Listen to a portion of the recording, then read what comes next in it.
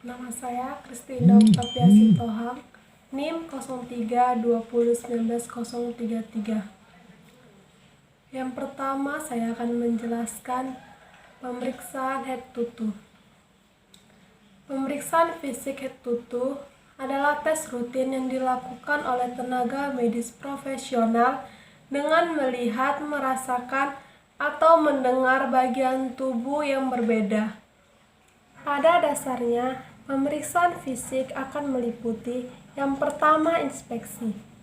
Inspeksi merupakan melihat adakah kelainan pada organ tubuh yang hendak diperiksa. Dan yang kedua adalah palpasi. Palpasi yaitu menyentuh dengan teknik tertentu untuk memeriksa adakah benjolan tulang yang patah atau kelainan lainnya. Yang ketiga adalah perkusi, di mana tubuh akan mengeluarkan suara tertentu walaupun dalam kondisi normal. Misalnya pada paru akan terdengar sonor karena berisi udara, dan pada lambung akan terdengar timpani karena berisi gas. Yang keempat adalah auskultasi. Pada pemeriksaan ini dibutuhkan stetoskop untuk mendengarkan adakah kelainan pada organ, seperti pada pemeriksaan jantung, paru-paru, dan lambung. Apa sih tujuan pemeriksaan head to toe? Tujuan pemeriksaan head to toe yang pertama yaitu untuk mengetahui adanya penyakit tertentu sehingga bisa ditangani lebih awal. Yang kedua yaitu untuk mengidentifikasi masalah kesehatan yang mungkin dapat berkembang menjadi penyakit kronis di masa mendatang. Yang ketiga adalah memperbaharui status imunisasi Anda. Yang keempat, memastikan Anda menjalani pola hidup yang sehat. Pemeriksaan head to toe yang pertama itu pengukuran tanda-tanda vital. Yang pertama suhu tubuh, kedua tekanan darah, ketiga nadi, dan keempat pernapasan. Selanjutnya pemeriksaan kulit dan kuku. Tujuannya yang pertama mengetahui kondisi kulit dan kuku, yang kedua mengetahui perubahan oksigenisasi, sirkulasi, dan kerusakan jaringan setempat. Selanjutnya pemeriksaan kepala, wajah, mata, telinga, mulut, dan leher, serta hidung. Yang pertama itu pemeriksaan kepala. Tujuan pemeriksaan kepala yang pertama mengetahui bentuk dan fungsi kepala, yang kedua mengetahui kelainan yang terdapat di kepala. Kedua, pemeriksaan wajah. Pemeriksaan wajah dapat digunakan yang pertama cara inspeksi, di mana untuk mengetahui warna kulit, pigmentasi bentuk, dan kesimetrisan. Yang kedua menggunakan palpasi, di mana dapat menggunakan nyeri tekan dahi dan edema pipi dan rahang. Yang ketiga pemeriksaan mata. Tujuan pemeriksaan mata untuk mengetahui bentuk dan fungsi mata. Yang kedua untuk mengetahui adanya kelainan pada mata. Selanjutnya pemeriksaan pada telinga. Tujuannya yaitu untuk mengetahui keadaan telinga luar, saluran telinga, gendang telinga, dan fungsi pada telinga. Kemudian pemeriksaan hidung dan sinus. Tujuannya yang pertama untuk mengetahui bentuk dan fungsi hidung, yang kedua untuk menentukan kesimetrisan, struktur, dan adanya inflamasi dan infeksi pada hidung. Selanjutnya pemeriksaan mulut dan leher. Tujuannya yaitu untuk mengetahui bentuk kelainan pada mulut. Selanjutnya yaitu pemeriksaan pada leher. Tujuan pemeriksaan pada leher yang pertama menentukan struktur integritas leher, yang kedua mengetahui bentuk leher serta organ yang berkaitan, dan ketiga memeriksa sistem limfatik. Selanjutnya pemeriksaan dada dan punggung. Selanjutnya pemeriksaan abdomen atau perut. Tujuannya yaitu untuk mengetahui bentuk dan gerakan-gerakan pada perut. Selanjutnya, mendengarkan suara peristaltik usus. Dan ketiga, untuk meneliti tempat nyeri tekan organ-organ dalam rongga perut. Yang ke-11, pemeriksaan ekstremitas bagian atas, yaitu bahu, siku, dan tangan.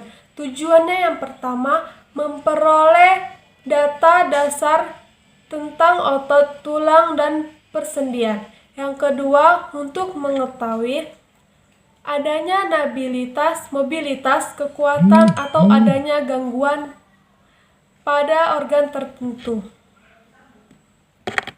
Selanjutnya, pemeriksaan ekstremitas bawah, yaitu termasuk panggul, lutut, pergelangan kaki, dan telapak kaki. Di mana di sini menggunakan metode inspeksi struktur muskuloskeletal dan menggunakan palpasi serta tes refleks. Pemeriksaan penunjang atau pemeriksaan diagnostik adalah pemeriksaan yang dilakukan untuk menentukan diagnosis penyakit pada pasien serta tingkat keparahannya. Pemeriksaan penunjang biasanya dilakukan saat pasien berkonsultasi karena adanya keluhan atau gejala tertentu. Berbagai jenis pemeriksaan penunjang atau diagnostik. Yang pertama itu pemeriksaan darah. Pemeriksaan darah adalah jenis pemeriksaan penunjang yang paling umum dilakukan. Pemeriksaan ini dilakukan dengan cara mengambil sampel darah pasien untuk kemudian dianalisis di laboratorium. Yang kedua, pemeriksaan urin. Pemeriksaan urin adalah jenis pemeriksaan penunjang yang sering dilakukan untuk mengetahui kondisi kesehatan, fungsi ginjal, serta apakah pasien tersebut mengkonsumsi obat-obatan tertentu.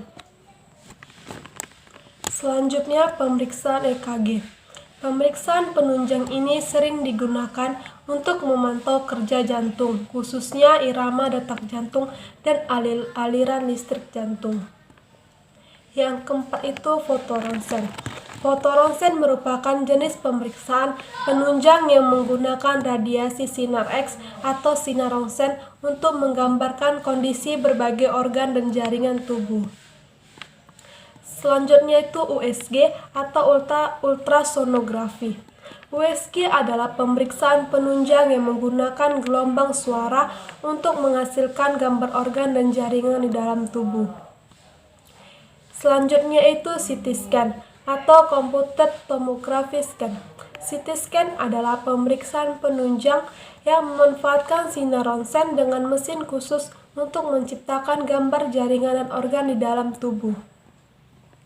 Selanjutnya itu MRI atau Magnetic Resonance Imaging.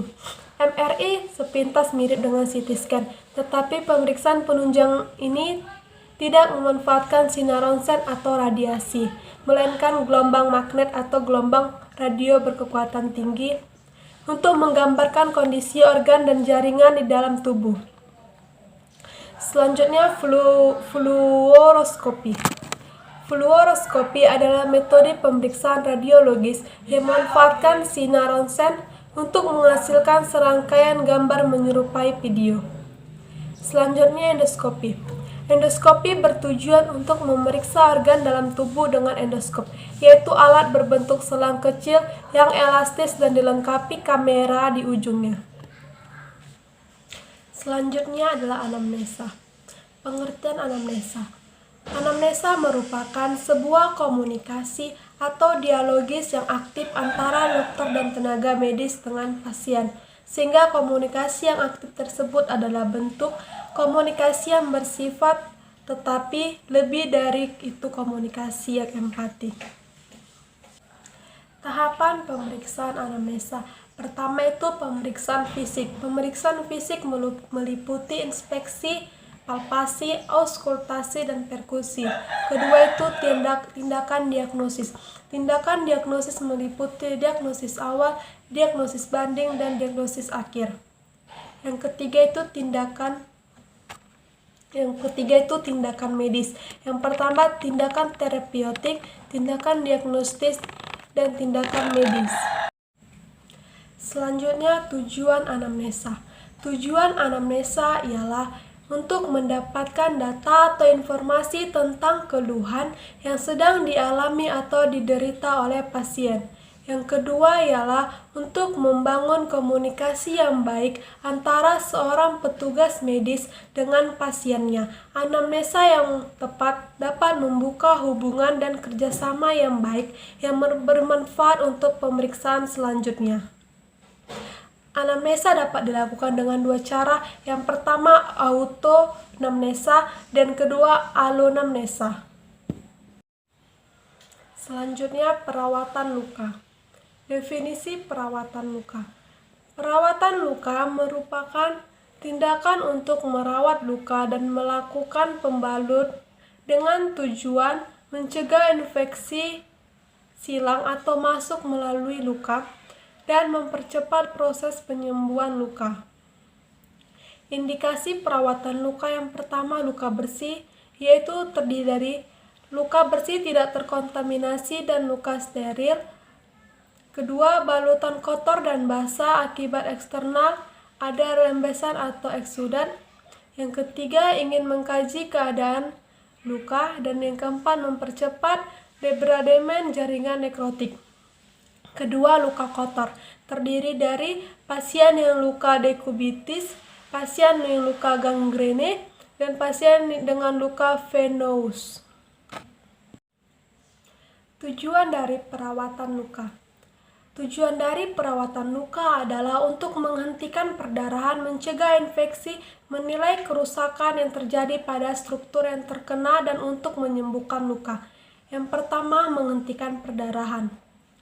Yang kedua, mencegah infeksi dengan cara membersihkan luka, bersihkan kulit sekitar luka, dan memberikan anestesi lokal serta antibiotik. Selanjutnya, menutup luka. Jika luka terjadi kurang dari sehari dan telah dibersihkan dengan seksama, luka dapat benar-benar ditutup atau dijahit. Yang kedua, luka tidak boleh ditutup bila telah lebih dari 24 jam, luka sangat kotor atau terdapat benda asing, atau luka akibat gigitan binatang. Yang ketiga, luka bernanah tidak boleh dijahit. Tutup ringan luka tersebut dengan menggunakan kasa lembab. 3. Infeksi luka. Tanda klinis nyeri bengkak, berwarna kemerahan, terasa panas, dan mengeluarkan nanah.